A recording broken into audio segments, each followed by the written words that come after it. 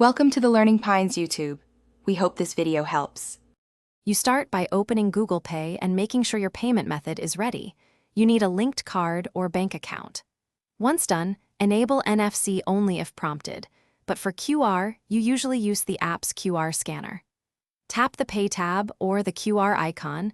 This immediately opens the scanner or shows your personal QR. You do this now because having the app in QR mode reduces delays at checkout and prevents accidental card taps or unnecessary. You now either scan the merchant's QR code or present your QR for them to scan. Both methods are common. When scanning, align the camera so the code fills the frame and wait for confirmation.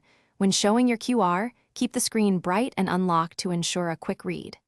After the code reads, check the merchant name and the amount displayed. This prevents accidental transfers. If everything matches, tap Confirm to authorize the payment and continue to the finalization step. You finish by authorizing the charge.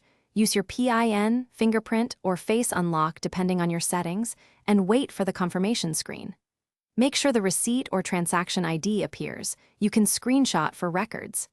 If the payment fails, don't panic. Retry scanning, toggle Wi-Fi or mobile data, and ensure the merchant's code is valid. If problems persist, switch to manual entry or another payment method, and report the failed transaction through the app to protect your account. Thanks for watching. Consider subscribing if we helped you.